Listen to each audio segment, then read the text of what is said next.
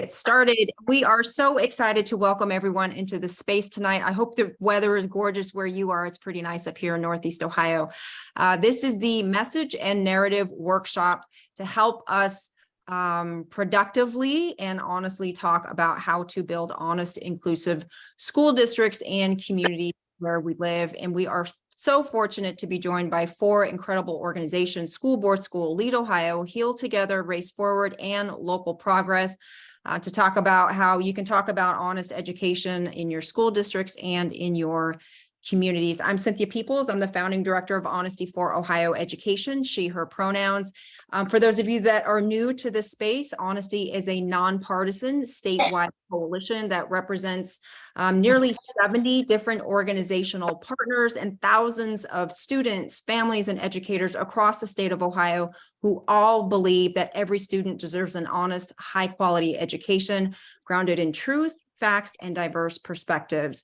And Honesty, we have three pillars to our statewide work. We educate, advocate, and build community around honest, inclusive education, building classrooms that affirm all identities, cultures, and lived experiences, and most importantly, especially right now, protecting the rights and safety of all students, of all families, and our communities, and our educators and school board members as well. And we do this very important work at three critical access points to public education. That's at the State House, at the State Board of Education, and in our local schools, which includes higher education as well. We do this by putting out a lot of information, updates, news, ways that you can take action, which we call to action, and programs just like this, and teach communities how to organize around honest education. And I love lifting our core values. It helps center me and in the work that we do, especially in really hard weeks like we've just had the State House.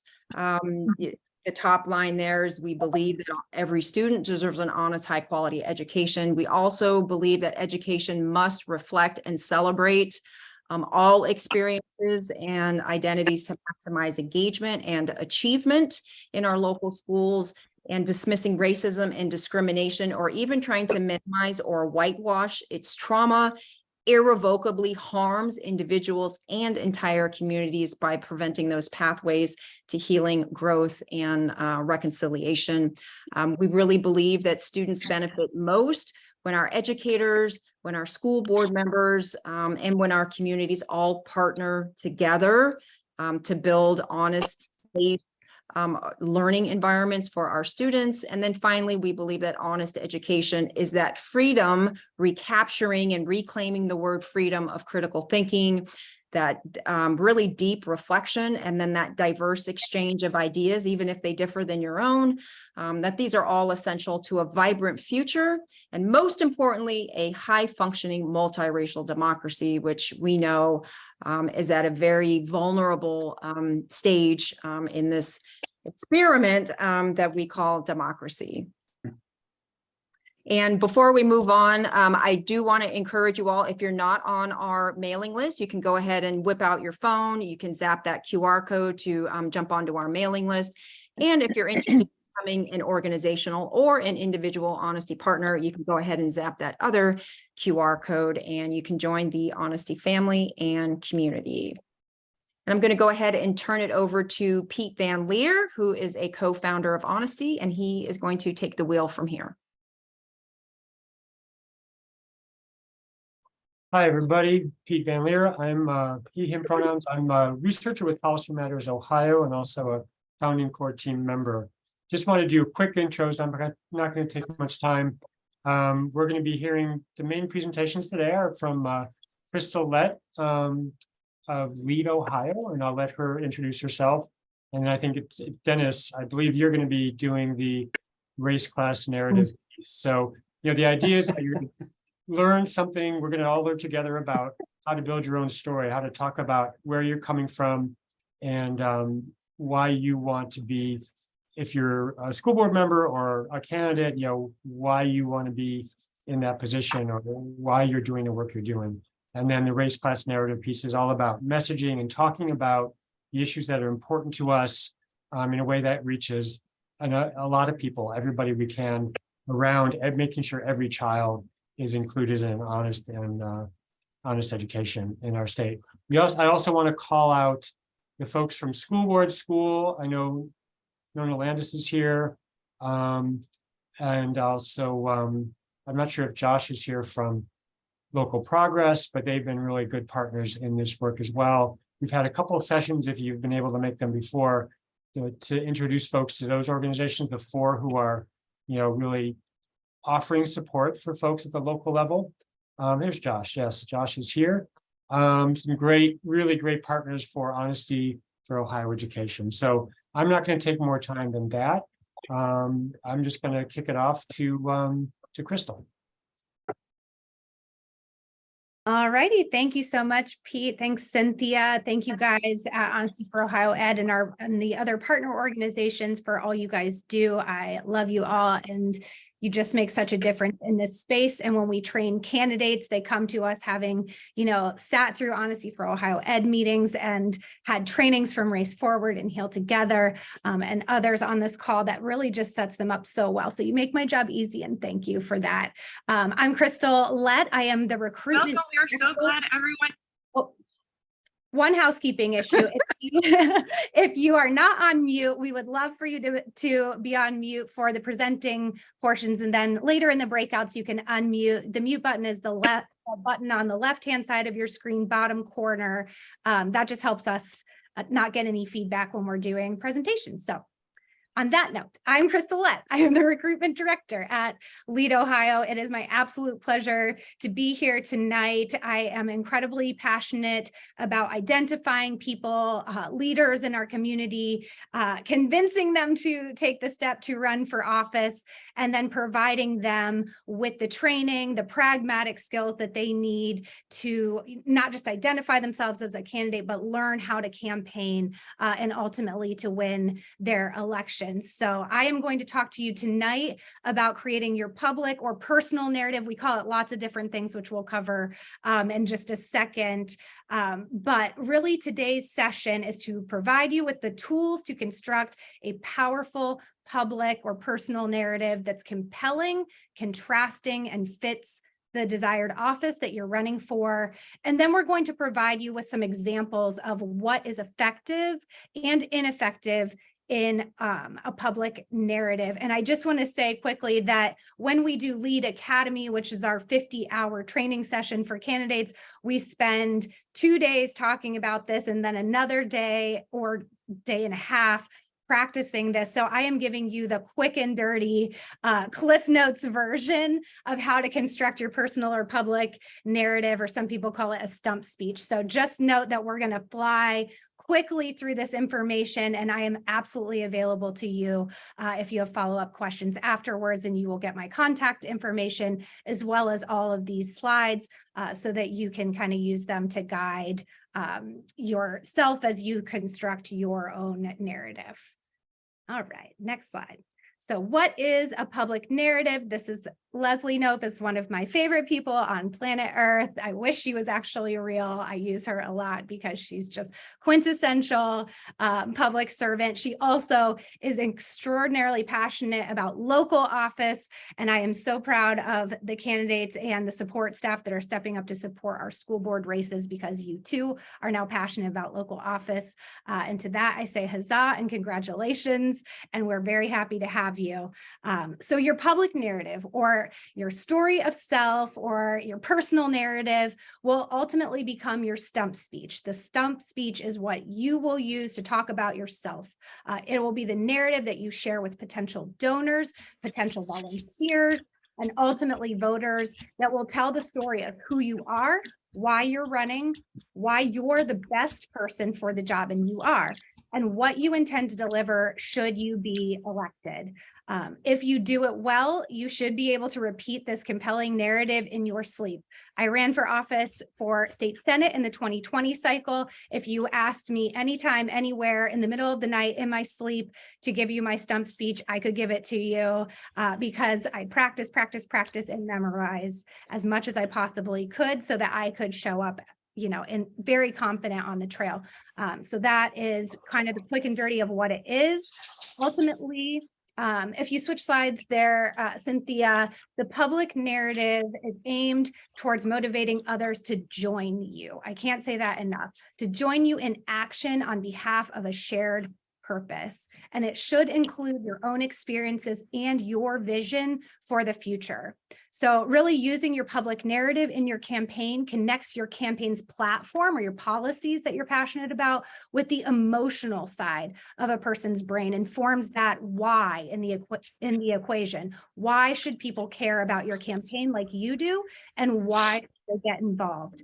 And I'll say this real quick too. If you are campaign staff, you can use this to support your candidate. If you are a parent that is looking to learn more about how to speak at a school board meeting, this information is all incredibly applicable to that scenario as well. You just kind of take out the campaign specific stuff and put in the issue that you're going to speak about at the school board meeting. And it certainly, the framework applies. All right, next slide.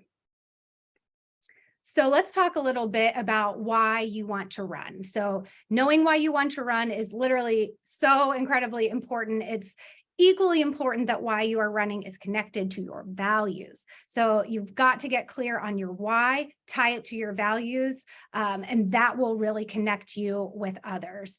And really, when your values, just like the slide says, are in sync with voters and constituents' values, you create an opportunity for a shared vision. So it is really important to have a concise and clear answer on why you're running for office. You will be asked this question countless times during the course of your campaign. I promise you that. So you should tie issues in with your personal stories and be able to show voters why you are the right person for the job. All right, next slide. So how do you do that? How do you talk about yourself? And I think we've kind of alluded to it before, but a lot of the stuff I'm going to say, I'm doing it on repeat, and that is purposeful because repetition creates the opportunity to memorize. And I would love for you to walk away being like, this is what I need to do. She said it 20 times and I got it. So we tell stories to share, to learn new experiences, to inspire and to motivate. And really telling stories links back the two ways of knowing. So it's through our heads and then ultimately through our hearts. And we have to really speak to both in order to effectively mobilize others to act. So stories are what demonstrates your values. Next slide. All right, so we're going to get really super pragmatic for a few minutes here and talk about some of those questions that you can ask yourself as you start to kind of create your personal or public narrative, kind of get your wheels turning, your brain flowing. So you want to ask, who are you? And honestly, that's not quite as lofty and philosophical as it sounds. You really just want to make sure that you say, I am Crystal Lett and I am running for state senate. I am, Lindsay Wall and I am running for school board, insert name and office. That is so important. You want that at the beginning of your speech, and that's the last thing you want to leave with people at the end of your speech. So make sure you communicate who you are. And then why you're running for this office. What have you done? What are your accomplishments?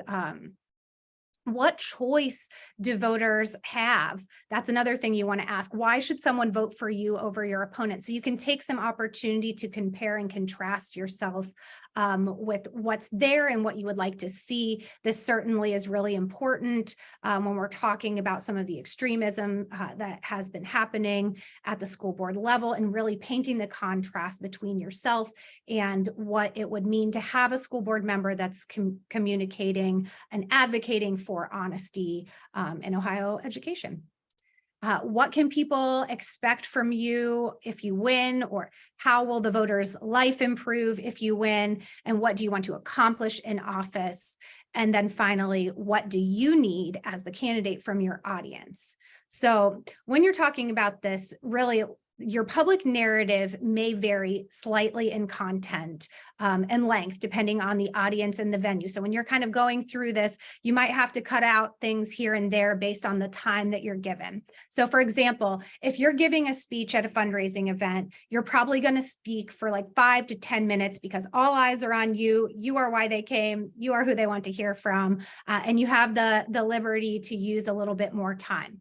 That is 9 times out of 10 not going to be the case that you will have that length to speak. So if you're at a candidate forum or introducing yourself to a voter at the doors as you're doing door knocking, that speech should really be between 1.5 and 2 minutes in length. At a candidate forum, if you go even 1 minute over or 1 second over 2 minutes, they will cut you off and then it will be awkward and you will have to be like, oh, vote for me.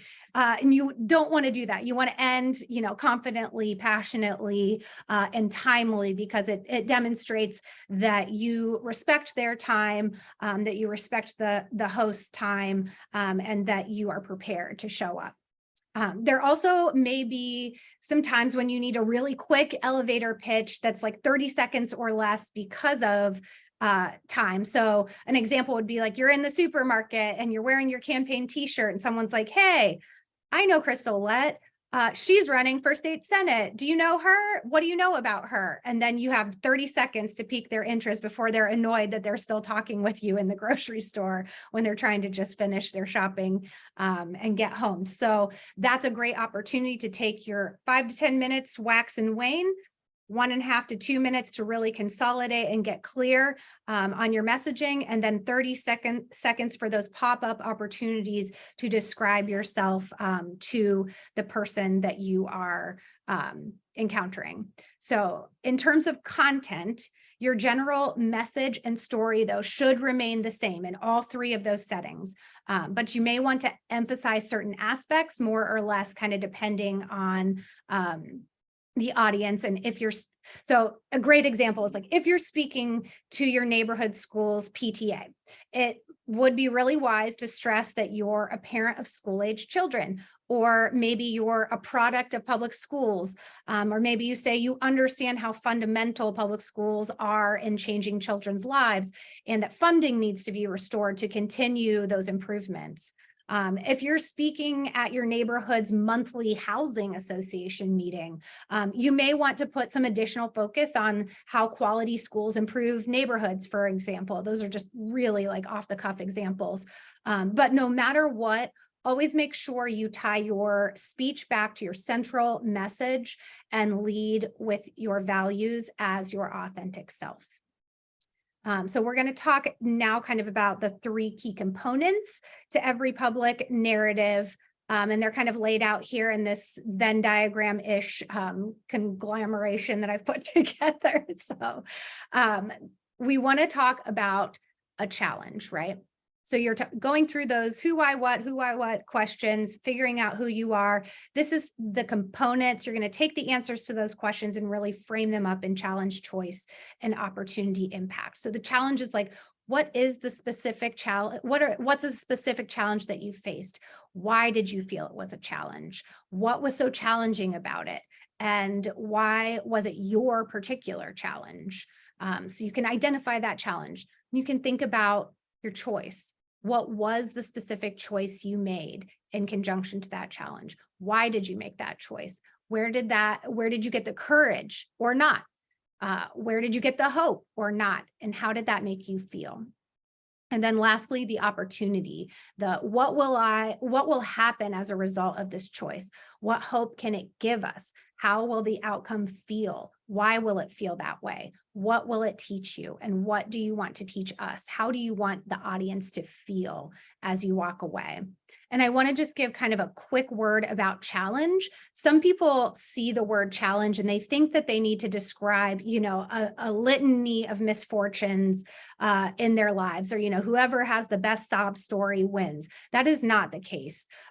Keep in mind that a struggle could be one of your own choosing, a high mountain you decide to climb, just as much as a hole you managed to climb out of. So you do not have to share deeply personal, difficult things that have happened to you. Certainly, if you are comfortable with that and it relates to the office you are running for, I would encourage you to do so, but not at the cost of your mental or emotional health and your energy on the campaign trail. So just keep that in mind as you're going through. But there are lots of different things and lots of different challenges that are good sources to inspire or good stories to inspire others with. They do not have to be so, mission critical or traumatic. So just a few quick steps or tips. My goodness, I'm going so fast.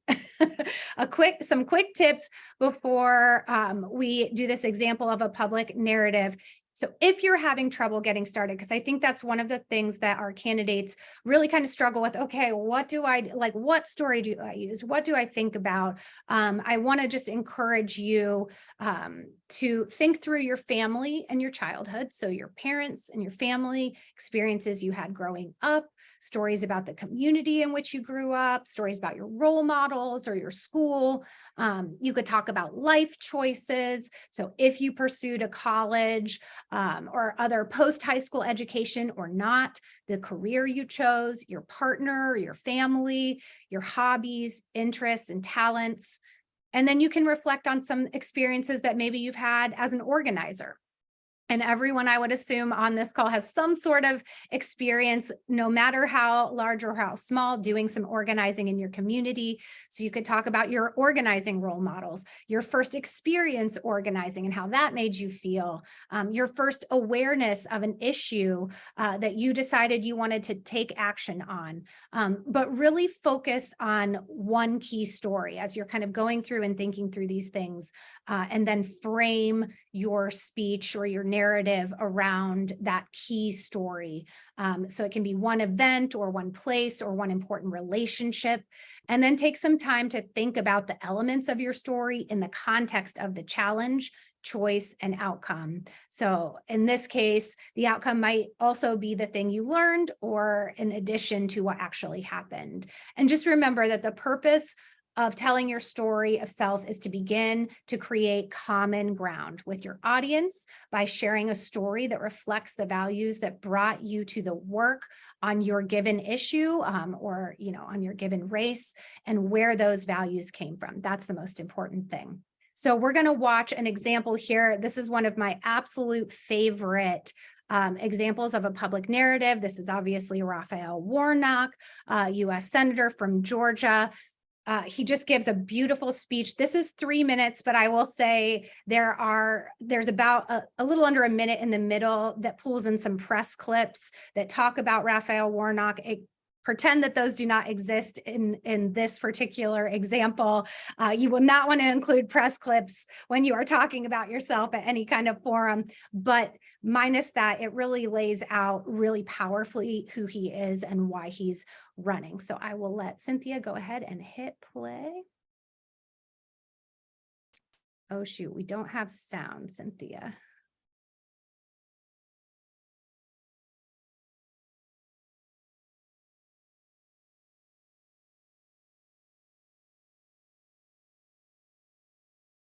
Give us 1 second, guys. Hey there, what is the trick with the sound? I know that there's. I think if you go back to the beginning there and make sure the sound is all the way up, sometimes that doesn't seem to be a problem. If you full screen it too, that might help.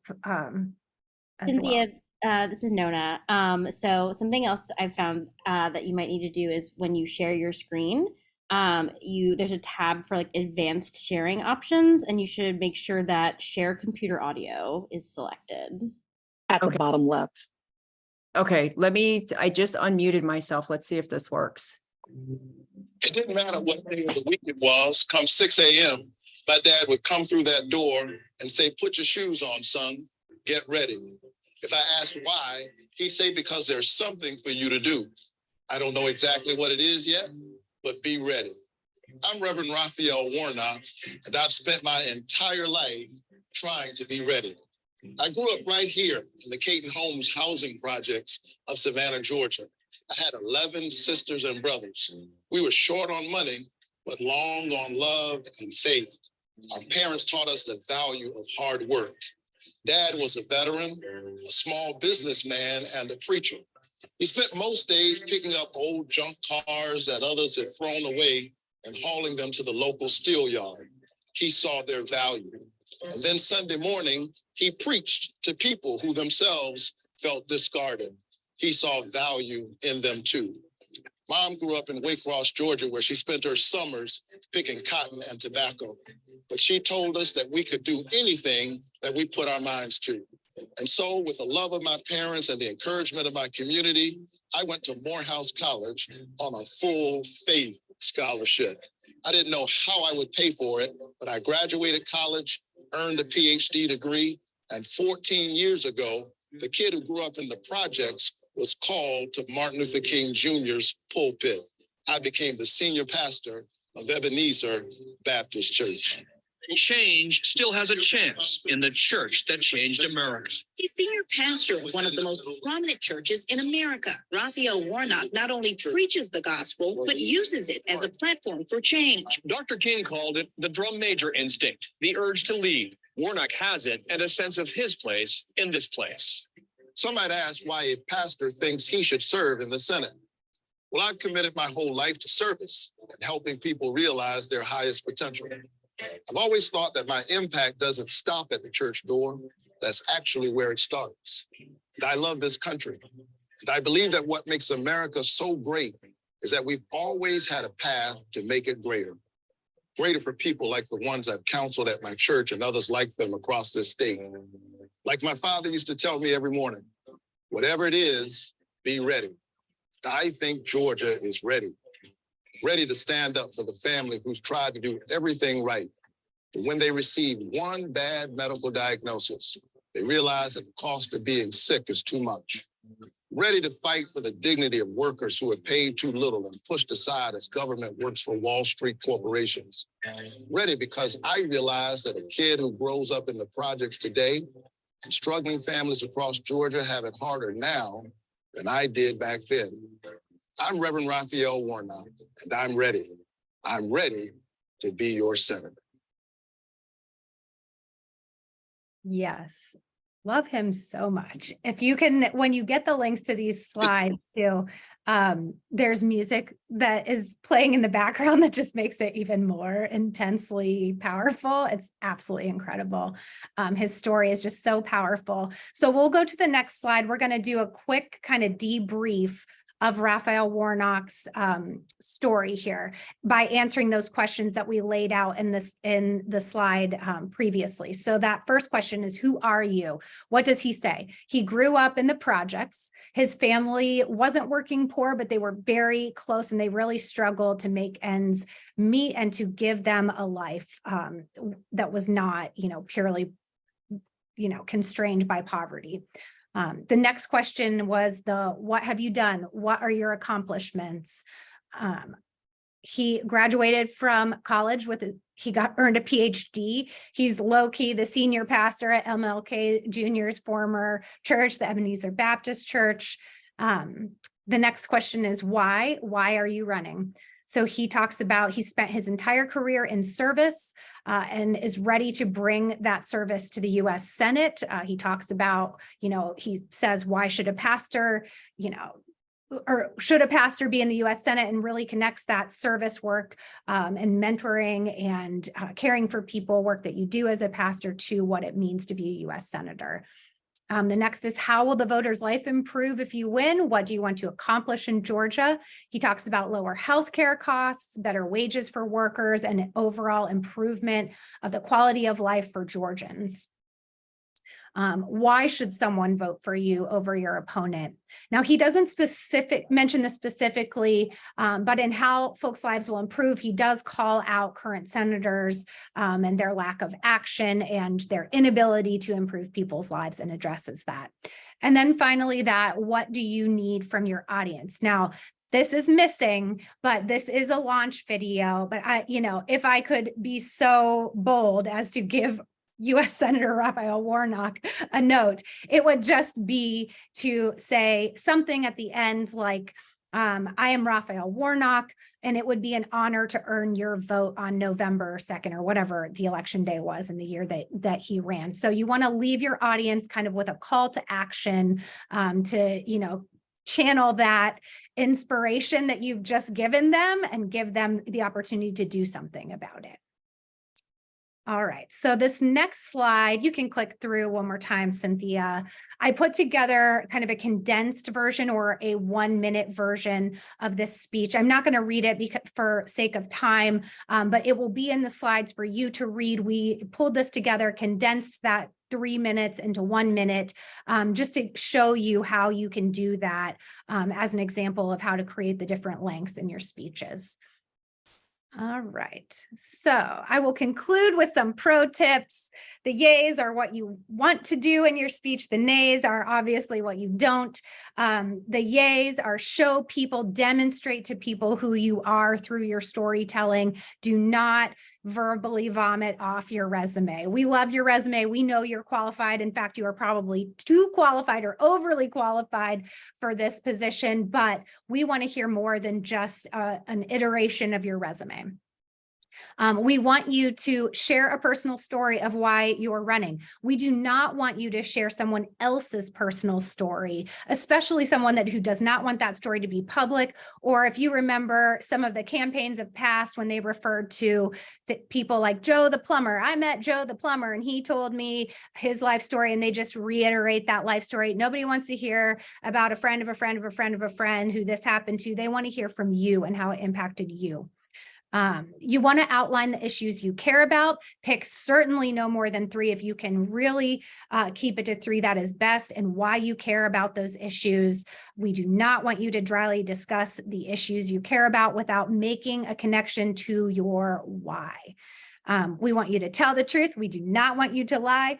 We want you to contrast yourself with the opposition. We do not want to only talk about yourself. You need to share that contrast piece. We want you to make an ask, leave them with a call to action. We do not want you to leave them hanging. Yay for 2 minutes or less, and nay for 15 minutes of you waxing and waning, especially if the situation or the event does not call for that length of a speech. All right. So if I can leave you with nothing else, practice, edit, practice, repeat until you can recite it in your sleep. It is so hard the first several times. You will feel like you're not getting it, but I promise you it gets easier. And by the end of your campaign, you will literally be able to recite it in your speech. And lastly, honestly, if you remember nothing else from what I've said tonight, you will have the slides and my contact information, but I want you to remember just how needed you are here. Like, if we're going to save our state, if we're going to save our school boards, we need you. We need your unique skills and abilities to help. So thank you, thank you, thank you for stepping up to the challenge. Running for office is no small task. I know this deeply, but hopefully after the information I've shared and our partners are going to share tonight, you feel like the mountain is a little less steep, the climb is a little more manageable, and the end result, win or lose, has been worth it. It's been worth the climb. So again, thank you guys so much for your time, for your talent, and for your attention tonight. And I will happily turn it over to Pete and our amazing partners that are to follow. And thank you again for having me. Thank you so much, Crystal. That was amazing. I know you probably usually have a lot more time to talk about this, but I think you just did really knock it out of the park, and I really appreciate that. And so without more just so you know, we're going to go into breakouts around 7-ish once Dennis is finished. But now we're going to go into Dennis with Race Forward Heal Together project around race, class, and era. Take it away, Dennis. Thank you so much, Pete. Thank you, Cynthia, for doing the slides. Hi, everyone. My name is Dennis Chin. I use he, him, his pronouns, and I represent the Heal Together team. And thank you, Crystal, for going through all of that. It was incredibly inspiring and cannot underscore enough the power of your personal story, not just to win elected office, but to fundamentally change the way people think about the world. Stories are our most ancient practice as a species, and we must return to that.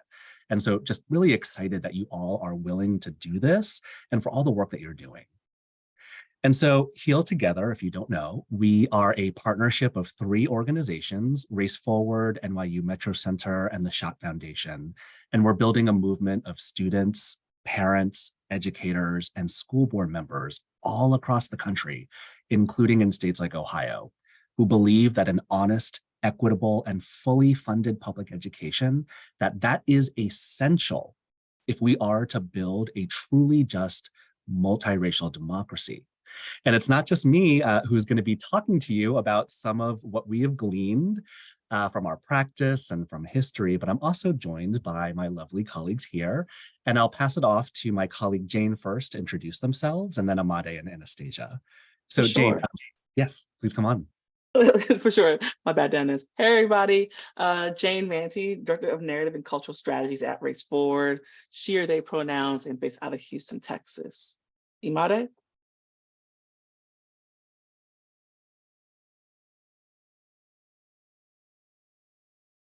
Amade, are you with us? Maybe on mute?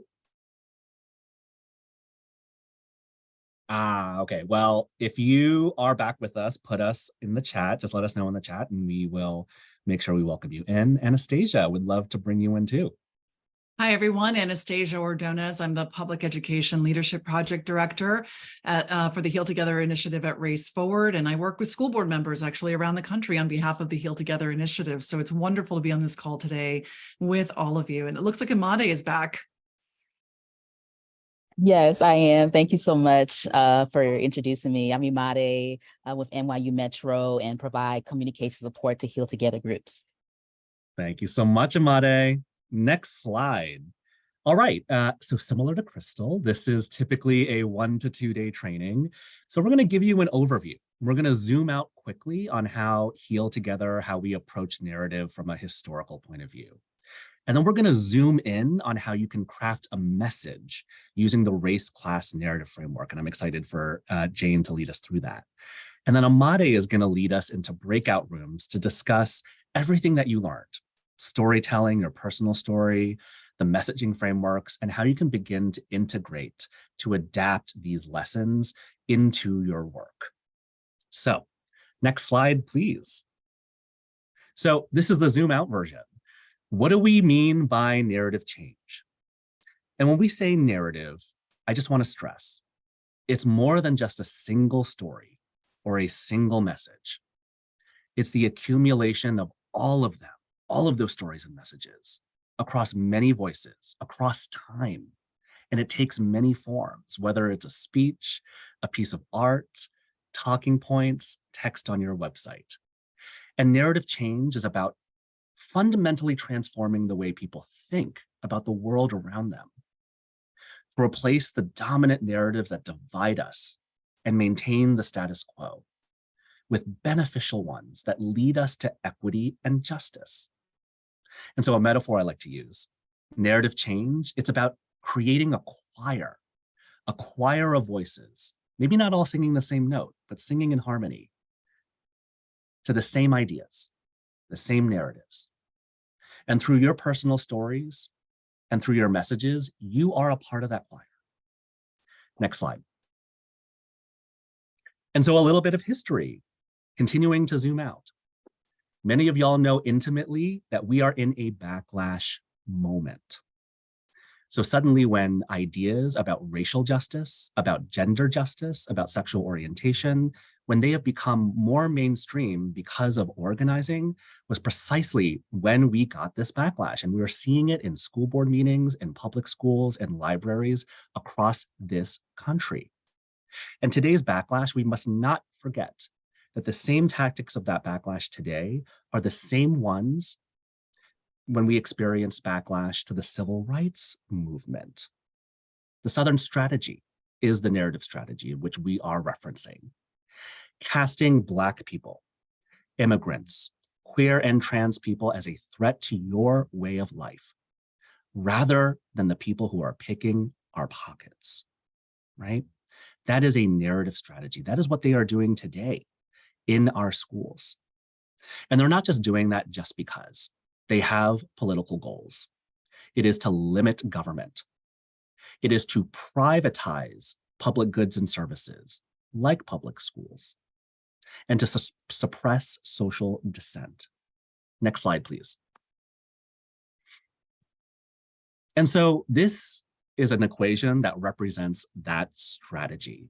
And to be clear, this didn't just happen overnight. It wasn't just over the past couple of years. This is a 60+ year narrative strategy of the right. You stoke fear and resentment, again, stoking these culture wars to divide and distract us. You couple that with attacks on government, on elected officials. Suddenly, quote unquote, they are only serving people of color or queer and trans folks. And then you use all of that to achieve your political and social goals, as you see in the red box there. Next slide. And so what's on the other side? We need to defend and advance our ideas, our narratives, to insist that equity and justice, particularly racial and equity justice, is how we get to a place where all of us, including our children, have the freedom to thrive, to learn, to be themselves. We cannot let go of that idea that equity is in service to all of us, right? There are no winners and losers in this. And you couple that with government for the common good. Government stewards public goods like public schools. And those public goods, they help us all thrive. Public schools, public parks, public roads, water. And so we need to combine those two narratives, those two sets of narratives, so that we can get to the world that we want to see, that all of us are working towards. Next slide. And so I know that this is a lot of text, but I will shout out that we have a toolkit. Heal Together has a toolkit. I'm going to ask my colleague Anastasia to put that in the chat. Oh, there it is, where we contrast the narratives that are the dominant narratives that we are battling right now, particularly in this moment where public schools are under attack, honest education is under attack, and talk about the narratives on the other side. What are those ideas that we are trying to get to, not just through your campaigns, but through all of our work over decades? You see here, equity is for everyone. That's exactly what I said before. Equity is not just winners and losers. It's about creating a stronger Ohio, y'all, right? That inequities are designed. The reason why we need equity and inclusion is because of things like systemic racism, because of oppression based on gender and sexual orientation. We need to continue telling those stories because it's still true and still impacts outcomes today. And we need to defend the public good, that public education is essential to democracy, that teachers, school board members, y'all are stewarding, you are making sure that every child is educated. Y'all are heroes in this moment. And in contrast to parents' rights, we know that this is a narrative that has been proliferating across the country, insisting on the idea that it truly takes a village to make sure that our children are educated. It requires us to work together, not to demonize one another or spread falsehoods. And so race-class narrative, which my colleague, Dr. Jane Manti, is going to talk through, beautifully weaves all of these things together, beautifully weaves the way that you can begin a message to elevate the bigger we, to talk about education as a public good, to name those that are trying to divide us from achieving our goals. It beautifully pulls those together. And with that, I wanted to toss the baton to Dr. Jane Manti. Thanks, Dennis. Awesome. Next slide. All right, y'all. So let's zoom in and talk about race class narrative, or RCN. If you've heard of race class narrative, could you throw up an emoji or reaction just so I can see how common it is? And for those who don't know, reactions are down on your toolbar. There some hearts, some thumbs up. Okay. Some notoriety, right? Cool. It's fine. So race class narrative is a race explicit messaging framework from We Make the Future. More thumbs up, I love that. That builds cross-racial solidarity, fueling a collective desire for a government that serves all of us. RCN links shared economic prosperity directly to racial justice, and it has the power to bring more people off the sidelines and along to our cause, right? And it does so by meeting people where they're at and then bring them along the way. Per research, race class narrative has routinely been shown to be opposition messaging among persuadable audiences by neutralizing those dog whistle types of messages used by our opponents, so we can win on issues we care about. Next slide.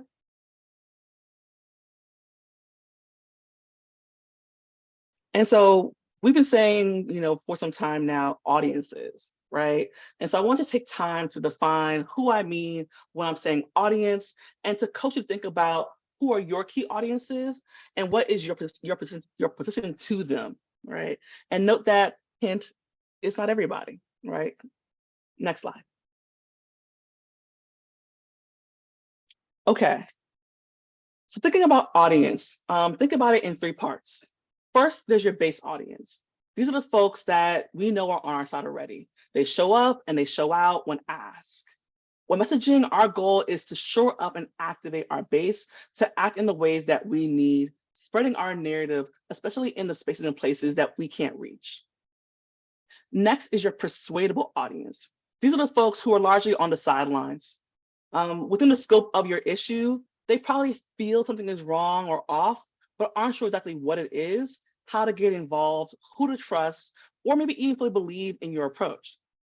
Our goal is to win over those persuadable people and grow our base, oftentimes by trying different new tactics and mediums and leveraging our base supporters who know them personally. And then finally, there's your opposition. Now, while I'm not trying to aim to activate or engage them, you should just know they're going to see what you put out, whether it's your talking points, your personal narrative, your ads, and they're going to respond to those. And so your job then is to anticipate their reactions and to ensure that their counters don't derail your efforts to connect with your base and persuadable audiences. And that's where race class narrative can really come in and be useful. Next slide. Cool. So where are you in all of this, right? What's your position? While you can say you're part of the base, you're actually a little bit special. You're part of that small sliver of folks, activists, organizers, the choir, as Dennis mentioned earlier, who are already activated and taking a leading role to move your peers, move your neighbors, move your state. Next slide. It's worth noting that, per the research done already around race class narrative, most people actually fall into the middle, right, of persuadable folks, meaning they have views of both the base and the opposition. And for you, that can be frustrating, but it's also an opportunity, right? That means that your organizing, your messaging can activate your base, who can serve as your best spokespeople to reach these folks who are on the margins. Additionally, this means that most people are not entirely opposed to your vision, to the future you have in mind, right? They're more so turned off by all of the infighting, the current state of politics, and really just trying to survive day to day in an increasingly expensive, scary, and regressive country. So you have to be strategic in thinking about, how do I engage them without tuning them out or turning them off? So now what I'll do is go ahead and actually break down the architecture of race class narrative so you can see how we found you can actually gain their attention and keep them there. Next slide.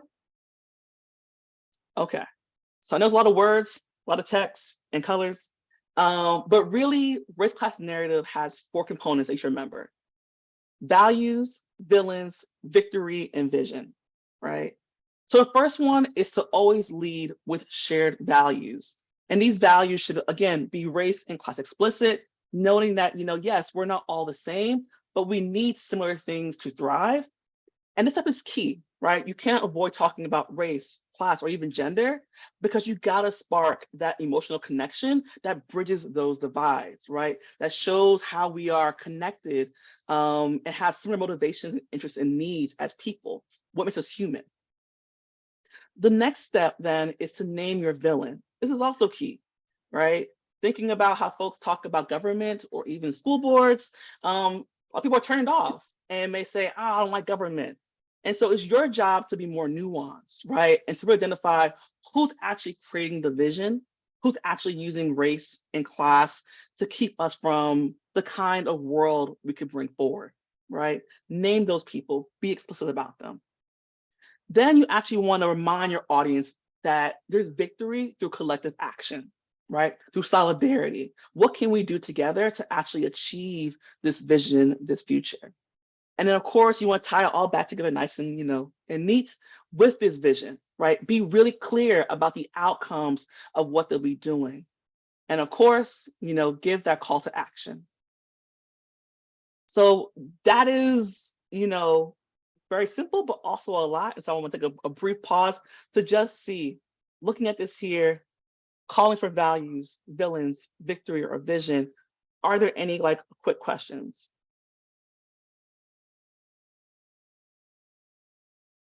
Okay. And feel free, if you have questions, drop it in the chat. I'll see them come back to it.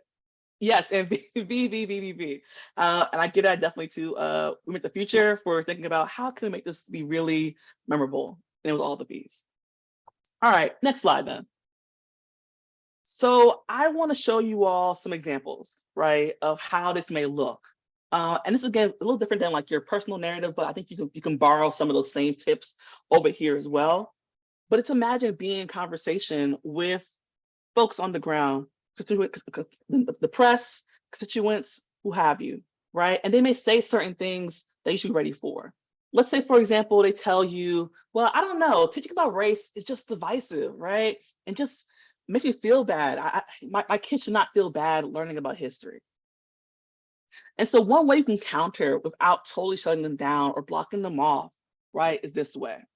For example, from Canton to Columbus, most of us believe that our children of all races deserve an honest and accurate education that teaches them about our country's challenges as well as its triumphs, so it can chart a better tomorrow, right? Values, right? What do our kids need? Name the villain. Yes, certain groups like Moms for Liberty, despite their name, actually want to take away our children's freedom to learn and be civically engaged, right? Certain group. It's not everybody. It's these people. The victory. But if we join together, we can make sure that our public schools offer culturally responsive curricula that, looking for your vision, helps our future generations to be more, to be more well-rounded citizens, be better neighbors to one another, and preserve our democracy, right? Victory and vision working together. And so what's the action? Well, you can talk to your representative, let them know that you don't want to see bans on certain curricula, like African-American studies, ethnic studies, and what have you, right? And I do want to point out, this is probably best put as a written statement, but even in your oral comments, you should have in mind, how do I impart values? How do I impart who the villain is, the victory and the vision and the call to action, right? Be nimble, be conversational. Next slide. Okay.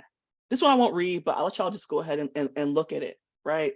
Because there are a variety of ways, and I also just don't want to read the people too much, but just check it out here, right? About how you can respond to remarks that talking about gender sexuality even can be split and neutralized, right?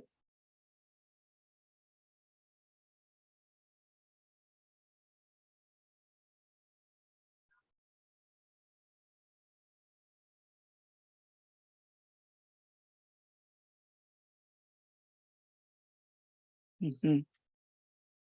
And so I hope you see here, right, that we're trying to put forth the values that our kids, we all want them to grow up to be healthy and to be safe, right? That there are a handful, not all politicians, but a handful. If you don't know who your opponent is, you can always modify, you can always reference and infer, right? Maybe you can't say the name, maybe you can't say the group, but can you reference them? Thinking about the victory, right? That we owe it to our kids to come together to talk about these hard truths. That's part of our job as parents, as educators, as community members, right? And by doing so, our vision is this, right? That our kids will have the freedom to be true to who they are, to be honest about where our country, has been and where it's going, right? And we'll have a better country thereafter. And so you always want to think about those like bricks you're laying for folks to not shut you down, right? And to keep it going. Next slide. All right, so of course, more tips. Before I pass it back to Dennis and Imade, I just want to leave y'all with some quick tips. And hopefully one of my colleagues, Anastasia, can drop some of these guides into the chat. Thank you, Anastasia. But quick tips, right? As much as you can, connect the core purpose of education back to creating a better future for all of us, right? That is the goal, that is the vision. We all have similar needs, not the same exact ones, but similar needs. And so how do we unearth that and keep that central? Focus on, what we're for and less on like what we're against. Name efforts to like pit us against each other, whether it be parents versus students versus librarians versus teachers, right? Versus whatever. That division is purposeful, and it's meant to actually stop us from uniting around a shared purpose, around desirable outcomes. You want to express how these outcomes will benefit children, not the schools. Schools are just buildings, right? But our community, our neighborhoods. And be clear as you can about, what the goals are, what the outcomes are with your audience. So that way, if they get lost in the rhetoric, they can at least identify, yeah, I want that, and like come back to you. I'll pause there and pass it back to Dennis to take us on. Thank you so much. And this is an art and science for message creation, also the storytelling pieces. And if we can go to the next slide, wanted to take some time to ground ourselves. So Anastasia also put in a lot of resources that essentially go deep into what Jane mentioned and gives you actual scripts to use and adapt. And I know Amade is going to help us lead through some reflection on how you might do that. And I know some folks have already been wrestling with it in the chat. We love that. And to take a step back. So as leaders, as school board members, candidates, organizers, advocates, we are putting ourselves out there. Whether you choose to share an aspect of your personal story or decide to share a message at a school board meeting or talk to the press, there's a degree of vulnerability and of courage to be able to share that in person, in writing. And we need you. We need so many voices to join that choir, as we said, whether it's through RCN, the Race Class Narrative Framework, or what Crystal led us through. And so we offer these questions, and they're going to be a part of the questions that Amade is going to lead us towards. To think about what gives you that courage to put yourself out there. Because when things are hard, you're going to have to go back to that. There's parts of my story that remind me of why I do this. I'm a child of immigrants. They made sacrifices to be here. And I also know my experience, my family's experiences with robust public goods, my experience as a gay person living in suburban New Jersey, and the people around me that helped me get through that and understand the world. That's where I get my courage. That's why I share parts of my personal story to make change in the world. And so we're asking you to reflect on that.